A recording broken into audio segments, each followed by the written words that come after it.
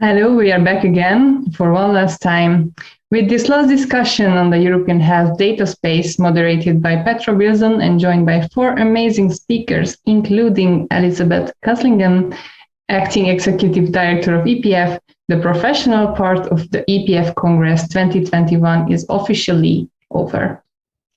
But now, for some cooling off, we prepared for you a little bit of a wrap up about what we talked about in the last 4 days, what are our impressions about the overarching discussions that were happening. And we also have some cartoons again. Yeah, let's keep our traditions and look at today's cartoons. So this one says, we embrace the digital age, which is the bubble from the outside. And the bubble from the inside is, how do I save this PDF? And a trainee do this part for me. Ouch, the paradox.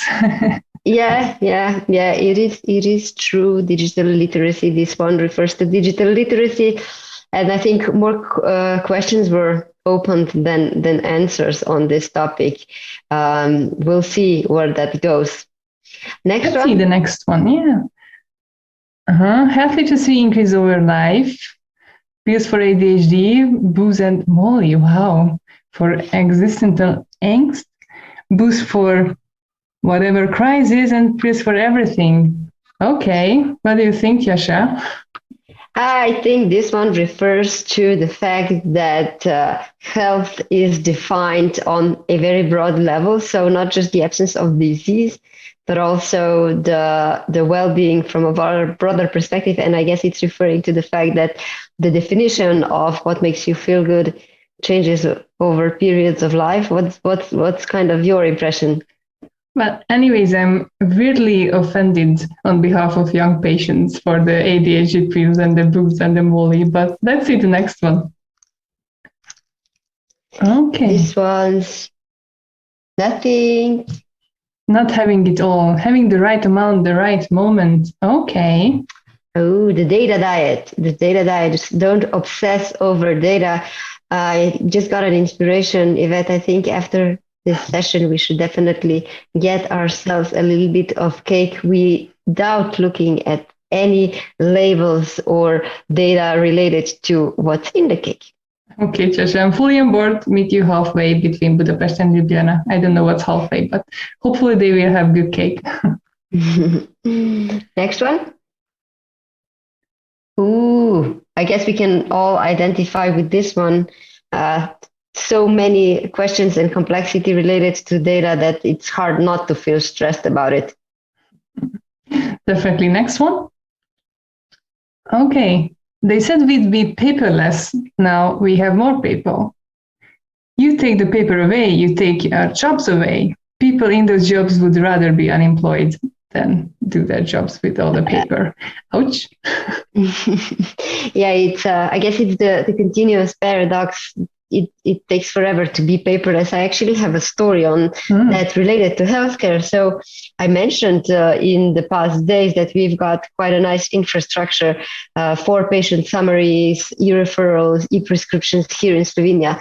And it was a little bit awkward and confusing when we introduced EReferrals, because I remember that I got an EReferral for my specialist visit, and when I got there, so to the doctor's office, the nurse said me, do you have, the paper confirmation that the EReferral was sent? And I'm like, isn't that paperless? Yeah.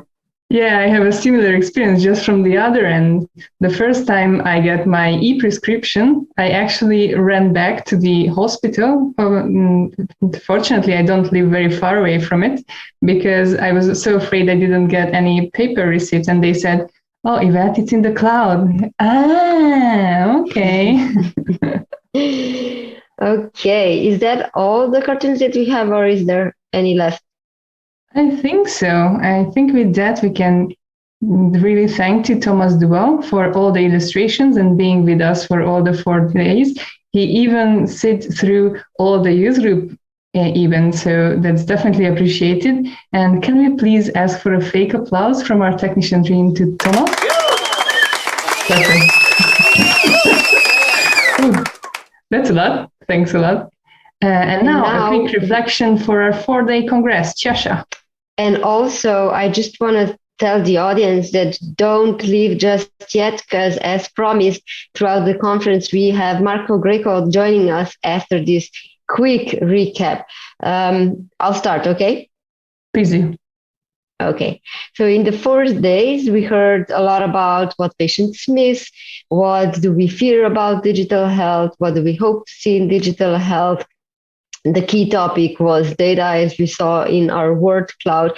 And to me, some of the key points were that the pandemic was managed very top-down with a missed opportunity to include patients in policy making. I thought it was very important when Dana Lewis mentioned that while digitalization did make some encounters more convenient, it wasn't that great for everyone. And because of the focus on COVID, many chronic patients kind of had to miss their appointments or they weren't available. So the situation was actually quite a lot worse, and we'll still see the consequences of that after the pandemic. But we can definitely learn a lot about the introduction of technologies and try to use those incentives that happened also after this whole story is over, which unfortunately is not just yet. We also detected a huge need for better understanding of data, what happens to the data, what's happening with interoperability, what's happening with the data that's being used for artificial intelligence, how can we avoid building bias into AI engines. Additionally, patients want control over who uses their data and where the data goes when we're talking about secondary use of data. And additionally, we also talked about access to data, which can still be a problem, especially when relocating, getting your medical chart. It can be a nightmare, not to mention that it can be in a different language than the doctor that you're visiting now needs. So huge expectations there from the European health data space. We had a lot of thoughts about the digital literacy, and it seems that it's still a huge puzzle because we don't really have a clear picture of who should take care of it. Should the patients tell doctors what kind of apps they're using, and doctors could then assess those? Should doctors advise patients which apps to use or not? Should the education system ensure that people have digital literacy, and in the medical school that doctors get more knowledge about the digital health? So we still have a lot to figure out there. When we had the session about AI, it was also pretty clear that basics still need to be clarified to many people. We have unrealistic, optimistic expectations about the data. We shared the information that according to the assessment by McKinsey, only 50% of time in healthcare will be automated by 2030, so much less than we might hope. We also saw great examples of co-creation with patients. And also what I thought was interesting there was when some of the founders and innovators mentioned how specific situation startups founders that are also patients are in, because their condition takes some energy off them, or if they're parents of children with disabilities, they're also caregivers. So it's much harder to be as dedicated as somebody that's completely healthy, for example. It was very, very also nice to see the latest data about mHealth apps and DTX in today's session. And of course, the questions about how we can move forward with the European health data space, which is just a kind of a framework at the moment. So we are at the beginning of a way to a better digital future, because every regulation is just that, a piece of regulation, and everything needs to follow in place then. So the efforts need to be taken in place. So that's it from me. Well, the key takeaway from me is that digital transformation of healthcare requires the people in and around healthcare patients, their caregivers, healthcare professionals, even policy decision makers and regulators to change day-to-day habits, behaviorals, and have an open mind. And that's very difficult to change those habits. So that's why it is essential for us to come together and have hard and long talks like these 4 days. We see from the variety of topics covered in the 4 days, the complexity of digitalization of healthcare. If you ask me, this is exactly why it's an exciting area to put your head in as a researcher, not as a patient. And I believe the complexity of the topic, because of the complexity of the topic, we have more questions now than ready-made answers. So those who were hoping to get the letter by this closing session might be disappointed. But I think having more questions is actually a success. The earlier we see and define the open questions, the earlier we start to work on the answers. And that's what I'm hoping will follow now. As of a personal reflection, I would personally want to thank to EPF on behalf of the EPF Youth Group to giving us the opportunity to show all our colors to the audience in various sessions and ways. So big thanks for that.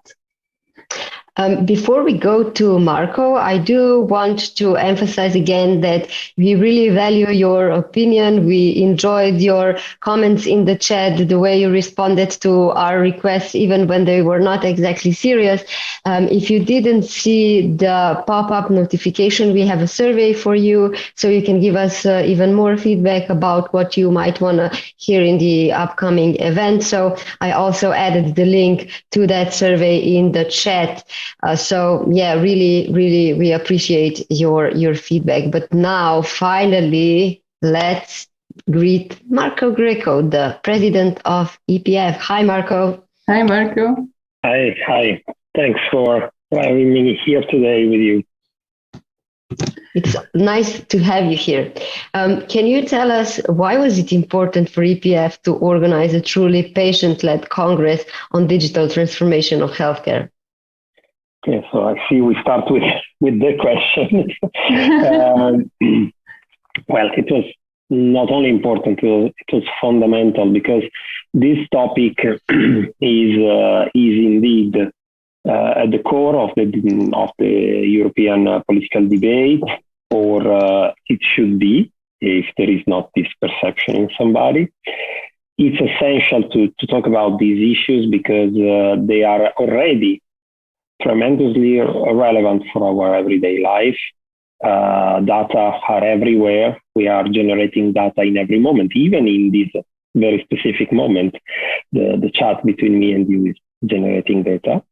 And we are generating data as patients in our patients' experience every day. These data are important, are not a little treasure, as it has been said, but an enormous treasure of information. And that has also an economic value. So it is important to be at the center of this discussion because we're talking about data, about us, about our data, and about our health. And this is not only for patients' representative, patients' organizations, chronically ill patients, but it is for every citizen because, as you know, at the point of each one life, we all become patients and we are admitted to hospital from a very simple thing or for a severe thing. And so at the point, these will affect everybody. The perception we had is that there was a sort of a bit of underestimation of some of the topics around this kind of data. And so it was important to underline how important they are, how essential these challenges are. In a way, when we were discussing about the topic for restarting with the Congress after the pandemic, we thought that this would have been a great one. Also for another reason, because during the pandemic, working in emergency, this has been a bit forgotten to some extent. We were more focused on finding a vaccine, convincing people to get the vaccine. I'm not sure we have all succeeded in this. And at a point it was more important to work rather than to think about what we were doing, about the data we were collecting. So it's important to reestablish this priority and to somehow, the basic question we had at the beginning was, okay, something like, we are all convinced that this is an important topic, but the real point, apart from the technicalities that are a lot and very interesting, all of them, is this transformation an opportunity or a threat for patients? This huge collection of data that we can foresee that is already happening and will improve and improve and improve. Is it a great opportunity for us, or the risks are not matching, are not balancing this opportunity? And I believe this Congress has already started giving an important answer to this question, because it was important to assess this topic. Because till now, we kept on talking about how important it is to discuss about it, but I think we need to also share why it is important. And it is important because we need to understand if we want to accept the ethical challenges, the legal challenges around it, for mining the big opportunity behind those data, that it is better therapies, a more efficient healthcare system, a more safe healthcare system. So this is, I believe, what has emerged, at least in my perception, over the last 4 days. I saw a very interesting debate popping up, but at the end of the day, at least this is my conclusion, I think we got an answer, and everybody here thinks that this is a great opportunity. We need to work for tuning it. We need to work for regulating it properly, because we don't want to miss the chance connected to this opportunity. And from here, from this moment on, we need to build on this. Thank you so much. And I'm going to challenge you now to sum that up, and I will ask the audience to do that too in the chat. So can you please get that takeaway, that really rich takeaway of yours in 3 words, only 3 words? Considering how long my speeches usually are, this is a great challenge. Well, the first, I would say, yes, 3 words. First, for sure, it's a mantra for me. It's education. Education, education, education. It's essential for empowering patients, but also because this aspect is very often undervalued, also for empowering the authorities and the other stakeholders. We need, not only the patients need to be educated, because education around data is not only about avoiding the digital divide, but also educating those that are mining that data, to understand how they should and how they must ethically use this data. This is important. This is an important part of the story and an important part of the education process. Second, I think that was the mantra of this Congress over the session I followed, co-creation. That was, if we could record it and data mine the words, I think that would emerge dramatically as the most used word of these days. So I have to consider that, and I love the word. It's very nice. And it's something that 25 years ago, we were not even capable to imagine. It's here, and it may completely change the setting of digital health data. The third one, connecting to what I've just said a few minutes ago, I think it has to be opportunity. So, education, co-creation, opportunity. Thanks a lot. We'll see in the chat in a couple of minutes how our audience handled that question. Tjasa? And Marco, how do you think we can continue the discussion about the digital transformation with EPF? Well, EPF, within EPF, there is, we are all convinced that this is an essential topic that will stay at the center of our agenda, so that will generate other activities. For sure, the plug-in Congress, as I used to call it, that we're going to host, hopefully in a physical way in April, because we need to, for sure, to follow up.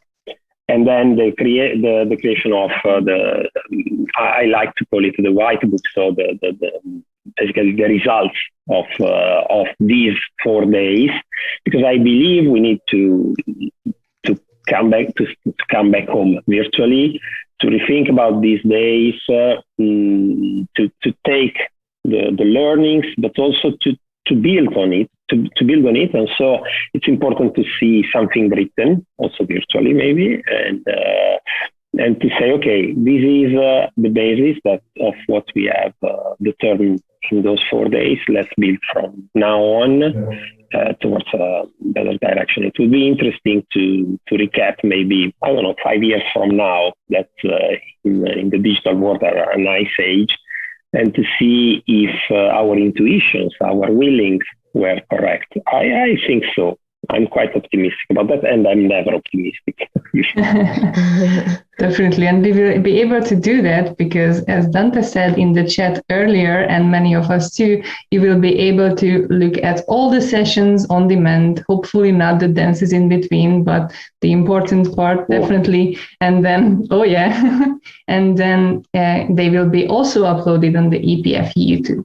So all to eternity, we will check them 5 years from now and see what became truth and what we really didn't think about. And as we mentioned, next year in 2020, we will continue the discussions. So at this point, I think we can look at the announcement, right? So can we see the video?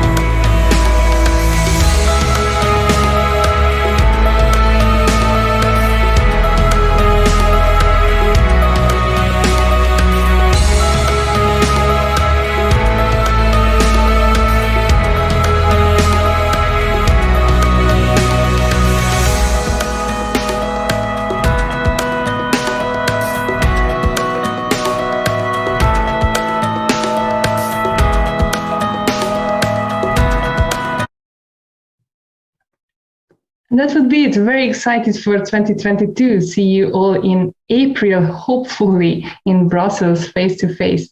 Tjasa, I have a vision there. Do you know what would be fun?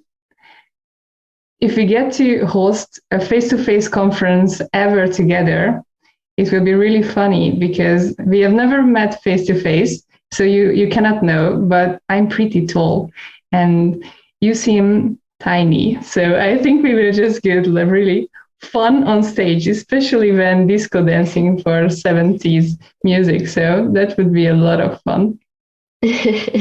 Yes, we'll see about that. Again, thank you to all the partners, sponsors, but also 67 Health, which took incredible notes. The Congress report will be available in the upcoming weeks. Also, thank you, Marco, again, for joining us in this closing session. It was lovely to share your thoughts as well. Thank you. And I forgot to tell the fun fact about you. So sorry for that. Oh. So every day I deliver the fun fact about the special guest joining for us from EPF for the closing session.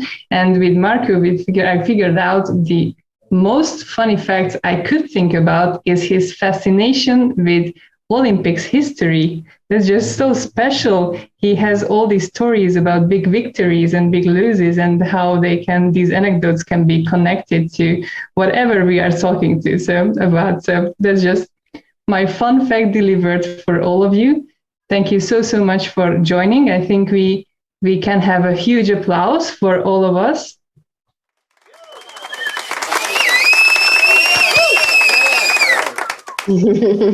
Make sure to send some love to the organizers through the chat and also through the survey on Congress 2021, where you can give your feedback right away.